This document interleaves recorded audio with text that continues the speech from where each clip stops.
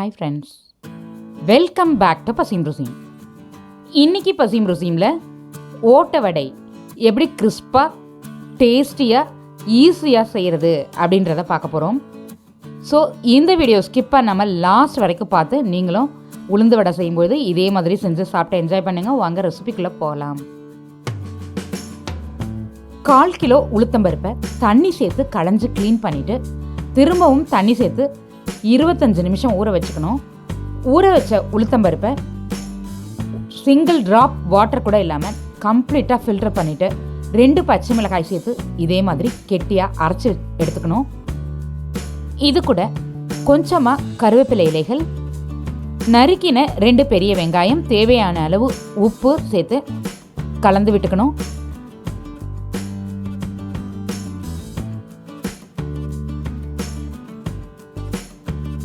மாவு இது மாதிரி பதத்துக்கு இருக்கணும். கையில் ஒட்டாமல் நல்லா உருண்டை பிடிக்கிற மாதிரி இருக்கணும். அப்போ தான் வந்து வடை தட்டும் பொழுது நல்லாயிருக்கும். வெண்ணெய் மாதிரி அரைச்சி எடுத்துக்கணும். குறிப்பாக முக்கியமாக நீங்கள் வந்து இந்த 25 மினிட்ஸ் ஊற வைக்கும் பொழுது கிரைண்டரில் தான் அரைக்கணும், மிக்சியில் அரைக்கக்கூடாது. சப்போஸ் மிக்சியில் அரைக்கணும் அப்படின்னா உளுந்த 1 மணி நேரம் ஊற வச்சுக்கணும். பேனில் ஆயில் சேர்த்துக்கலாம்.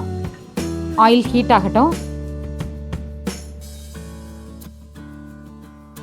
ஆயில் ஹீட்டான பிறகு இது மாதிரி வடை தட்டி ஹோல் போட்டு நம்ம எண்ணெயில் சேர்த்துக்கலாம்.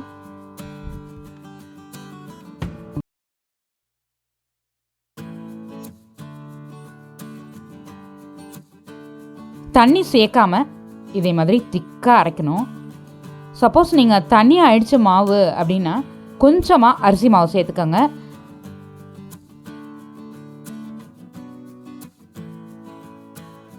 ரெண்டு வடை மாத்திரம் இப்போ செவந்து வந்திருக்கு. இந்த வடையை திருப்பி விட்டுக்கலாம்.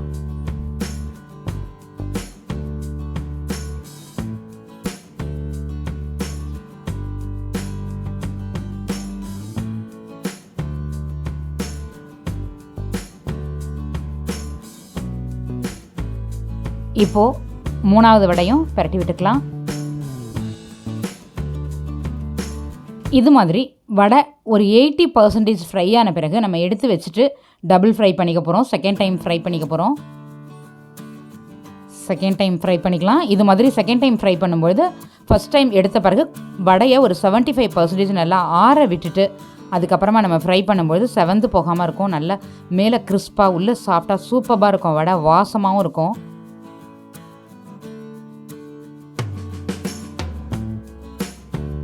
செகண்ட் டைம் ஃப்ரை பண்ணும்பொழுதும் இது மாதிரி திருப்பி விட்டு ஃப்ரை பண்ணிக்கணும்.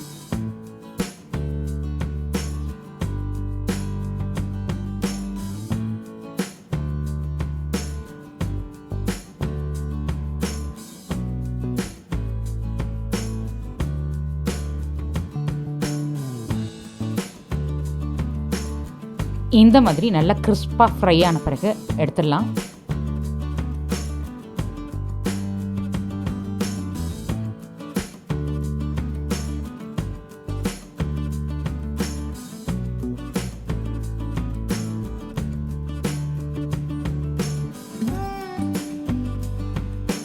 இந்த வீடியோ உங்களுக்கு பிடிச்சிருந்தா லைக் பண்ணுங்கள், ஷேர் பண்ணுங்கள்.